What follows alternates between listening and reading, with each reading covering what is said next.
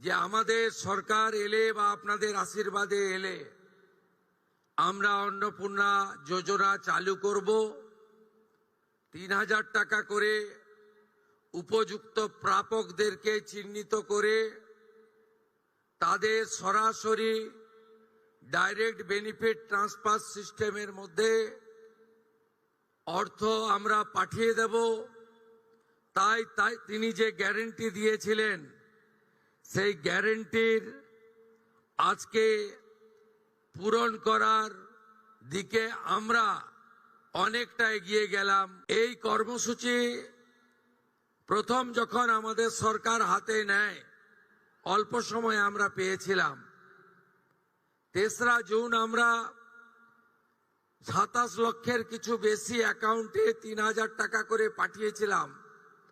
Manually কিছু আবেদন সাথে নিয়ে এবং অন্তর্দয়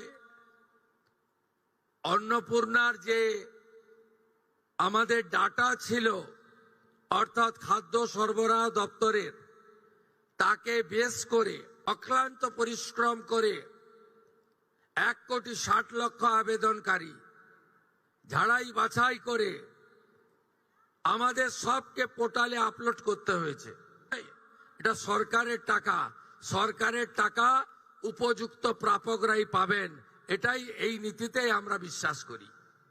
আমরা কি করেছি আজকে আমরা ১,৬০,০০,০০০ যে আবেদনকারী তার মধ্যে ২৬ লক্ষ বাতিল হয়েছে ফর্ম। তারা ক্রাইটেরিয়া ফিল আপ করেননি। যে ক্রাইটেরিয়ার কথা মাননীয় মালতী দি একটু আগে বলেছেন, কারা কারা যোগ্য বিবেচিত হবেন না।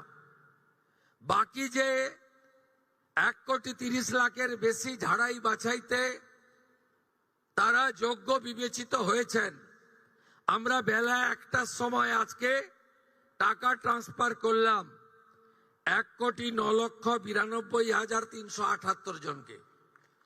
আজকে রাত্রি ১২টা পর্যন্ত বাকিরাও পোর্টাল আপলোড হতে হতে তাদের অ্যাকাউন্টেও টাকা ঢুকতে শুরু করবে।